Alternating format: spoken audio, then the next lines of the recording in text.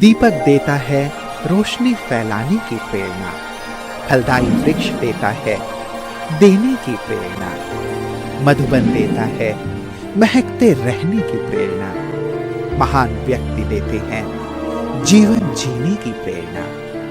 आओ प्रेरणा से दें हम सभी को प्रेरणा।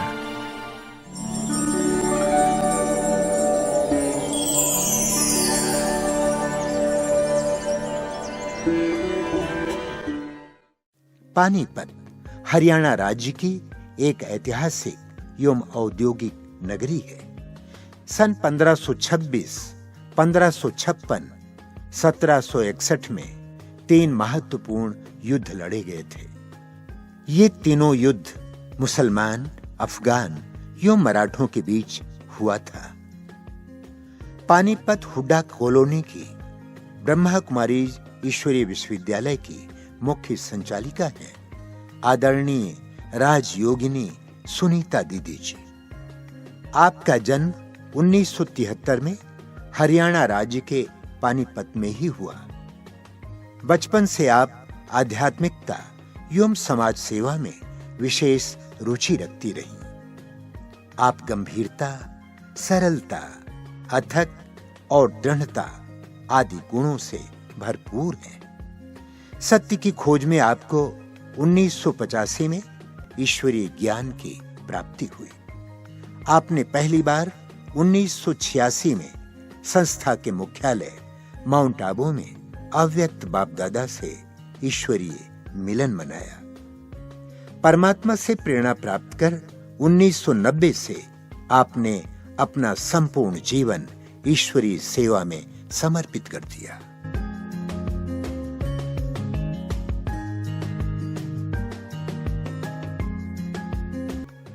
तब से आप पानीपत एवं हुड्डा कॉलोनी में रहते हुए स्थायी रूप से ईश्वरीय सेवा प्रदान कर रही है। जन जन को ईश्वरीय संदेश देते हुए आपने अनेक कार्यक्रमों का सफल आयोजन किया।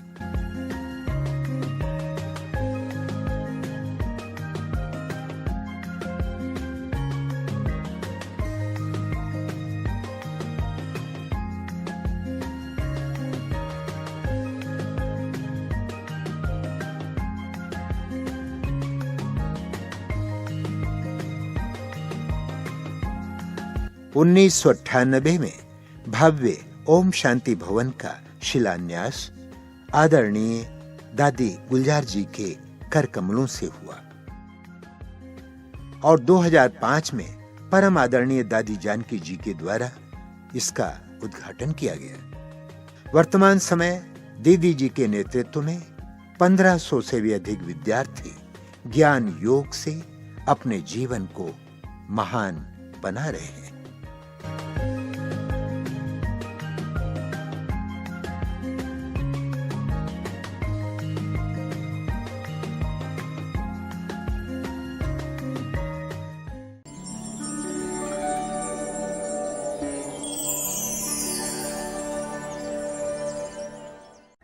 मुझे बहुत खुशी है, दिल से बहुत खुशी है कि मैं ब्रह्मा कुमारी हूँ और मुझे भगवान ने अपने कार्य के लिए चुना है।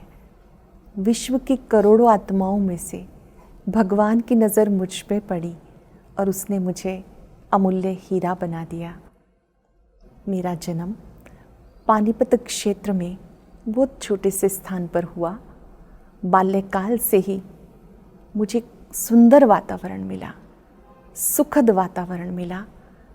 जन्म स्थान पर ही आँख खुलते ही मैंने देखा भक्ति का माहौल, भगवान के प्रति प्यार। माता पिता भी बचपन से अच्छी बातें सिखाया करते थे और मेरी बहुत ही अच्छी एक रुचि थी कि मैं समाज सेवा करूं और कुछ नया करूं। मुझे भगवान से मिलना है, ये आँख खुलते ही मेरी एक दिली तमन्ना थी। तो इसी बात को लेकर के मैं हमेशा अपनी मम्मा से पूछती कि मम्मा मुझे ये बता दो कि भगवान कौन है। तो वो हमेशा कहती थी श्री कृष्ण जी भगवान है। और पापा से पूछते तो पापा का जवाब होता शंकर जी भगवान है। तो मन सोचता रहता कि भगवान तो एक ही होगा ना, तो मैं उनको कहती कि आप दोनों मिलके डिसाइड करो पहले कि भगवान कौन है और मुझे किसको मानना चाहिए। तो वो कहते थे देखो, ज़्यादा चक्कर में पड़ने की ज़रूरत नहीं है, जो भगवान का मंदिर है उसमें हमने सब देवी देवताओं की मूर्तियाँ रखी हैं, सभी को पूज लो, सब प्रसन्न हो जाएंगे। लेकिन मन में एक क्वेश्चन था कि ये तो देवी देवताएं, ये सब कहाँ हैं, मुझे कहाँ मिल सकते हैं, और फिर भगवान हमारे पिता हैं तो वो हमसे मिलते क्यों नहीं हैं, हमसे बात क्यों नहीं करते हैं, और कब हम मिल सकते हैं। वो सच में हमारे माता पिता हैं तो वो हमसे बात करें, हमें कुछ बताएं। ये खोज बचपन से ही रही। मन में दिली तमन्ना थी कि समाज कल्याण के कुछ काम किए जाएं। देशभक्ति की बहुत भावना थी, साथ साथ आध्यात्मिकता में भी रुचि थी। इन सब बातों को लेकर के मन की खोज एक दिन पूर्ण हुई जब ये सत्य ज्ञान मिला। घर में ही प्रदर्शनी की बुक रखी थी, मैंने उसको ध्यान से देखा। उसको देखते देखते कुछ बातें समझ में आने लगी। ऐसे 7 दिन का कोर्स तो नहीं किया जैसे सबको कराया जाता है, लेकिन कुछ ईश्वरीय ज्ञान मुरली के द्वारा और कुछ इधर उधर बड़ों के द्वारा सुनकर मन में उमंग जगी कि भगवान से मिला जा सकता है, इन सब बातों को जाना जा सकता है। इस क्यूरियोसिटी को लेके जब सेंटर पर आए, साथ साथ दादियों को आते हुए देखा, उनसे मुलाकात हुई, तो उन्होंने बहुत अच्छी बातें सिखाई। विशेष दादी चंद्रमणि जी की पालना मिली। दादी जी ने हमेशा एक बल एक भरोसे की बात सिखाई। जब मुझे ज्ञान मिला तो मैं 7th स्टैंडर्ड में थी, और 7th स्टैंडर्ड में ही ज्ञान को सुनकर प्रयास किया कि जो कुछ सुना है इसको अपने जीवन में लाया जाए। और इसी क्यूरियोसिटी से बाबा मिलन के लिए माउंट आबू गए।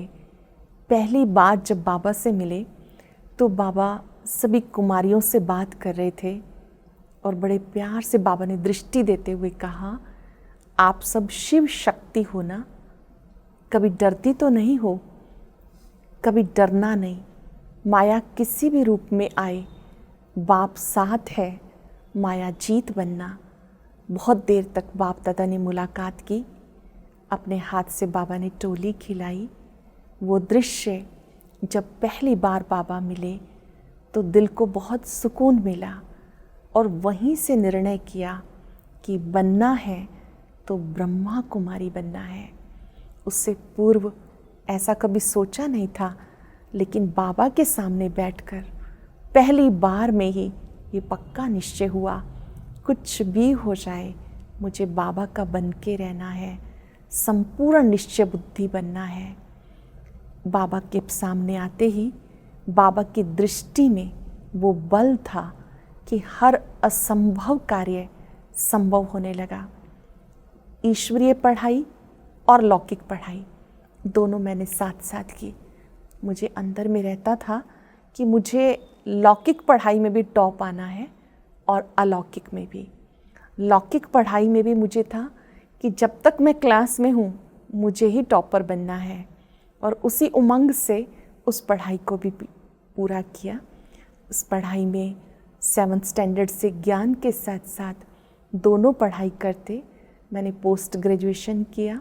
96 में मेरी लौकिक पढ़ाई संपन्न हुई, और उसके बाद मन में था कि मैं ये जो ईश्वरीय पढ़ाई की है, लौकिक पढ़ाई की है, ये प्रभु सेवा में काम आए। हालांकि चारों तरफ से एक जोर था कि आप अब जॉब करें। अच्छे अच्छे ऑफ़र्स मिलने शुरू हुए कॉलेज में, बाहर से, लेकिन अंदर में एक विचार था कि ये पढ़ाई मैंने प्रभु सेवा के लिए की है, मुझे सेवा ही करनी है। अगर मैं किसी कॉलेज में पढ़ाऊँगी और मेरी रुचि इधर है, धन वहाँ मैं कमाऊँ और ध्यान मेरा इधर हो, ऐसा कार्य मुझसे नहीं होगा। मैं यहाँ रहकर ईश्वरीय सेवा करने के लिए कॉलेजेस में जाऊँगी, ज़रूर जाऊँगी। जन जन को संदेश दूंगी, लेकिन मुझे ईश्वरीय कार्य बहुत प्यार से करना है, बहुत रुचि से करना है। बाबा ने वो संकल्प पूरा किया। मुझे अंदर से शौक़ था कि जो भी हमारे देश के यूथ हैं, इनको ईश्वरीय संदेश मिले। तो पढ़ते पढ़ते ईश्वरीय पढ़ाई के साथ साथ स्कूल कॉलेजेस में भी जाना शुरू किया। स्कूल के साथ साथ यूनिवर्सिटीज़ में भी जहाँ भी प्रोग्राम मिलते, उन बच्चों को चरित्र निर्माण की क्लासेस कराना या कैंप लगाना, ये मुझे बहुत अच्छा लगता था। जीवन जीते जीते, चलते चलते एक बात जो बाबा की बहुत दिल को स्पर्श कर गई कि मुझे अब समर्पित होना है। और समर्पित होने के लिए लौकिक परिवार में सभी ज्ञान में चलते हैं। ज्ञान में चलते हुए भी सब यही चाहते थे कि मैं दोनों कार्य करूं, जॉब करूं और ईश्वरीय सेवा करूं। धीरे धीरे वो बंधन भी टूटा।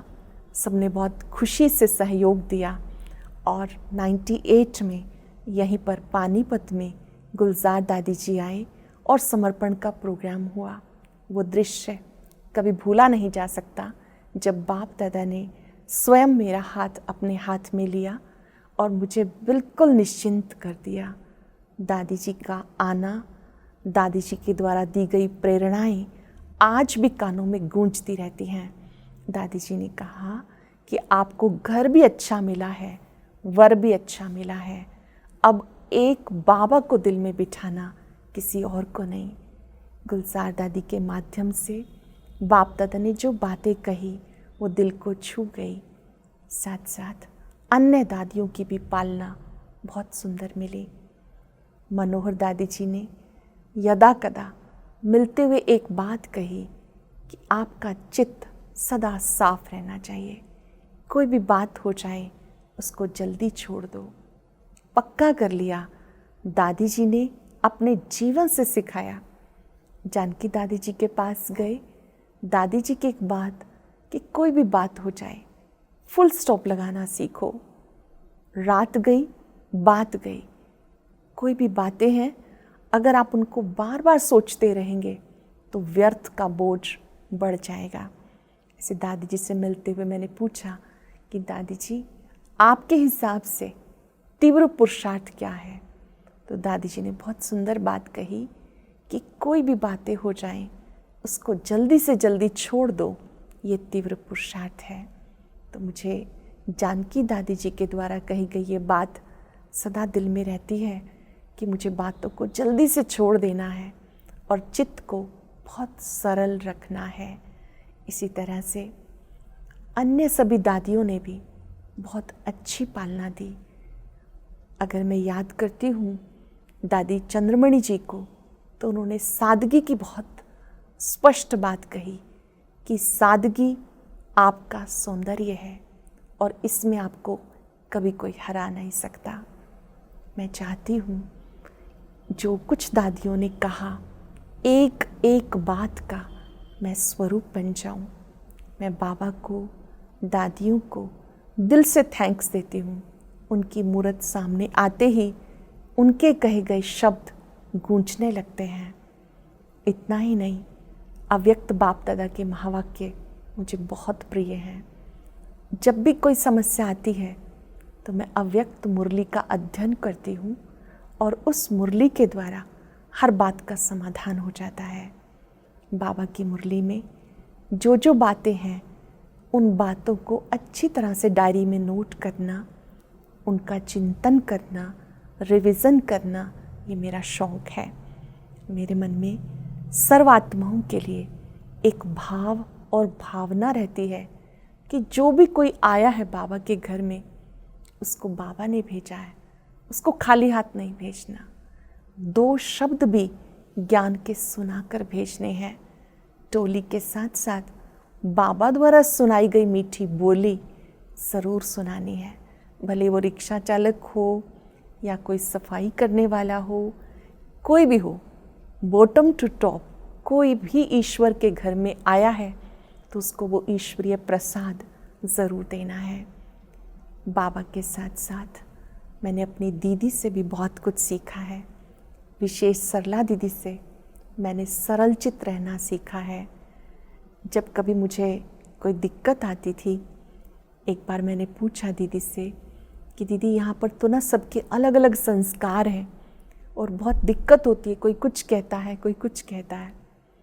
तो दीदी ने मुझे कहा कि ये भिन्न भिन्न संस्कार, ये वैरायटी भी एक ब्यूटी है, आपको इसमें परेशान नहीं होना।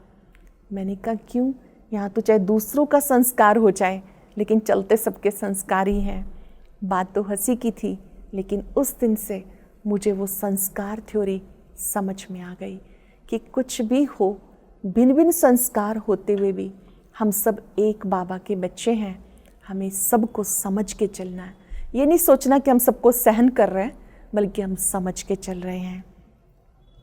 मैं चाहती हूँ ये जो हमारा ब्राह्मण परिवार है, कुछ बातों पर ज़रूर अटेंशन दे जो मुझे बहुत अच्छी लगती हैं, वो मैं आपको बताना चाहती हूँ। सबसे पहली बात कि सारा संसार देखना चाहता है, सुन सुनकर सब थक गए हैं। अभी हम सबको ऐसा एम्बॉडीमेंट बन जाना है कि लोग कॉपी कर सकें, समझ सकें। अगर हम अपने जीवन में कोई बात को लाते हैं तो लोगों को उतारना, देखना, उसको कॉपी करना सहज लगता है। केवल सुनाते रहेंगे, उसका कोई प्रभाव नहीं पड़ेगा। हमारे कहने से भी ज़्यादा जो कुछ हम करते हैं उसका प्रभाव ज़्यादा पड़ता है। तो हमें अपनी करनी के ऊपर पूरा अटेंशन देना है। हर एक माता पिता अपने बच्चों को प्रेरित तो करे, लेकिन प्रताड़ित ना करे। आपके परिवर्तन से परिवार के अन्य सदस्य ज़रूर ज्ञान में चलेंगे। अगर आप केवल कहते रहेंगे, खुद करेंगे नहीं, तो बच्चे भी दूर जाना शुरू हो जाते हैं। आपके परिवर्तन से वो ज़रूर बाबा से जुड़ेंगे, ये मेरा निजी अनुभव है। इसी तरह से जो भी आत्माएं आपके परिवार में हैं, आप सबके गुणों को देखें। देखिए, वैसे तो चोरी करना अच्छी बात नहीं है, लेकिन गुणों की चोरी बहुत अच्छी चोरी है। आप सबसे गुण ग्रहण करते जाएं, किसी का भी अवगुण चित्त पे ना रखें। हाँ, कभी कभी बताना भी पड़ता है किसी की कमी कमज़ोरी, तो उसको जब बताएं तो ऐसे तरीके से बताएं कि सामने वाला स्वीकार कर ले। कभी कभी हम सबके बीच में कमियां बतानी शुरू कर देते हैं। आपके अंदर विचार आए कि किसी की कोई अच्छी बात है तो सबके बीच में सुनाइए। अगर कोई कमज़ोरी है तो अलग से बात कीजिए। और उसमें भी जब आप एकांत में बताते हैं तो पहले उस आत्मा की 3 विशेषताएं बताइए, फिर कमज़ोरी बताइए, तो सामने वाली आत्मा दिल से स्वीकार करेगी। मैंने प्रैक्टिकल ऐसा फील किया है कि किसी को भी बात कहने का तरीका हमारा बिल्कुल ठीक होना चाहिए। कभी कभी बात तो ठीक होती है, लेकिन हमारा तरीका ठीक नहीं होता। सही तरीका है दूसरे की विशेषता बताकर फिर उसकी कमज़ोरी के ऊपर ध्यान खिंचवाना। आप करके देख सकते हैं एक्सपेरिमेंट कि जब आप इस तरह से दूसरे को बताते हैं तो सामने वाला बहुत जल्दी अपनी भूल को कबूल करता है, परिवर्तन के लिए भी तैयार हो जाता है। इसी तरह से जब हम परिवार में रहते हैं तो हमें ये बात पक्की कर लेनी है कि मेरा कुछ भी नहीं, सब कुछ प्रभु तेरा। भले हम सेंटर पे रहते हैं, हमारी बहुत सारी बहनें समर्पित हैं, लेकिन ये पाठ सब कुछ तेरा, ये बहुत ही सुंदर है। क्योंकि जब हम ट्रस्टी बनकर जीते हैं तो हम बहुत लाइट रहते हैं, बहुत हल्के रहते हैं। जब आप हल्के रहते हैं तो आप कार्य अधिक करते हैं। मैंने खुद इस बात का प्रयोग किया। एकांत में बैठकर बाबा को सम्मुख रखते हुए दिल से कहा, बाबा सब कुछ आपका है। परिवार, जिम्मेवारियाँ, सेवाएं, सेवा साथी, सब आपका है। मैं ट्रस्टी हूँ। ये बात इतनी सुखद है, इतनी प्रयोग करने में भी सरल है कि आपको लगेगा कि जीवन जीने का आनंद आ गया। पल पल मुस्कुराना, दिल से करें शुक्राना और कभी किसी का दिल ना दुखाना। ये एक ऐसे महामंत्र हैं जो हम सब ने बाबा की मुरलियों से सीखे हैं। बाबा के महावाक्य हैं, अगर 95% आत्माएं आपसे खुश और संतुष्ट हैं, इसका मतलब आप ठीक मार्ग पर चल रहे हैं। लेकिन 5% आपके कार्मिक अकाउंट के हिसाब से आपका एग्ज़ाम बनकर आएंगी, लेकिन इन 5% को आप छोड़ेंगे नहीं, इनको भी स्वीकार करेंगे, दिल से कहेंगे आपने हमें बहुत कुछ सिखाया। इन छोटी छोटी बातों को हम अपने जीवन में लाएंगे तो हमें लगेगा कि मेरा जो ब्राह्मण जीवन है ये बहुत खूबसूरत है। दिल से निकलेगा, बाबा आपका शुक्रिया, आपने मुझे इतना सुंदर जीवन दिया। सुबह से लेकर शाम तक की दिनचर्या में मुझे एक चीज़ का अटेंशन रहता है कि एक तो अमृत वेला मेरा कभी मिस ना हो, और अमृत वेला भी बहुत क्वालिटी वाला हो। बैठे और बाबा की याद में खो गए, ऐसा अनुभव हो कि जैसे मेरी बाबा से मुलाकात हुई, बाबा ने मुझे दृष्टि दी, वरदानी हाथ सिर पे रख के वरदान दिए। ऐसी गुड फीलिंग के साथ अमृत वेला करना मुझे बहुत अच्छा लगता है। और दूसरी बात, दिनचर्या में तो व्यस्त रहते ही हैं, लेकिन हमें मस्त व्यस्त बनना है, बहुत इजी रहना है, बिजी भी रहना और इजी भी रहना है, इस चीज़ पे पूरा अटेंशन रहता है। अति व्यस्त होते भी मेरी कोशिश होती है कि हर घंटे में 1 मिनट बाबा के पास मूल वतन में जाना है, बाबा से शक्तियाँ लेकर फिर लौटना है और चारों तरफ उन शक्तियों को फैलाना है। जिन आत्माओं के संबंध संपर्क में हम आए, उन सबको मुझे आत्मिक दृष्टि से देखना है। बहुत ही अच्छा लगता है। ये ब्राह्मण परिवार, सेवा साथी, सभी क्लास के भाई बहनें, जब हम उनको इस अनुभव से देखते हैं कि ये देवकुल की महान आत्माएं हैं, एक एक आत्मा को मुझे दिल से रिस्पेक्ट देना है। भले कोई 5 मिनट मिलने के लिए आए या 10 मिनट मिलने के लिए आए, मुझे उनको मेडिटेशन ज़रूर कराना है, अनुभूति ज़रूर करानी है, ताकि उसकी समस्या का हल भी हो जाए और वो योग करना भी सीख जाए।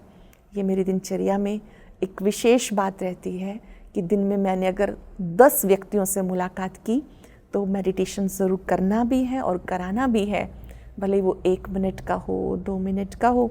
तो इससे सामने वाली आत्मा को भी शक्ति मिलती है और खुद भी हम अपने को बहुत एम्पावर्ड फील करते हैं। इन छोटी छोटी बातों का मैं दिनचर्या में ध्यान रखती हूँ कि बाबा को मुझे साथ रखना है और बाबा सब कुछ कराता है, ये मेरा अनुभव है। बाबा करन करावनहार है, असंभव भी संभव कर देता है। कुछ भी मुश्किल मुझे लगता है तो मैं अमृत वेले बाबा को सब बता देती हूँ और मैं देखती हूँ दिन में उसी बात का समाधान हो जाता है। चाहे बाबा किसी को भी निमित्त बनाए, लेकिन वो कार्य बहुत सरल हो जाता है। इतना छोटा सा मेरा पुरुषार्थ रहता है।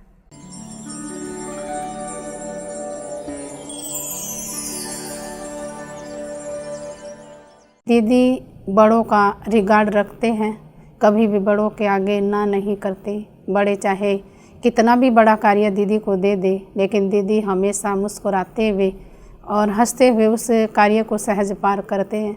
अगर हम भी किसी कारण से दीदी को बोलते हैं कि ये काम तो नहीं हो सकता, तो दीदी हमेशा कहते हैं कि नहीं होगा, बाबा को याद करेंगे तो सारा कार्य सहज हो जाएगा। 25 साल से सुनीता बहन को हम बहुत अच्छी तरह से जानते हैं।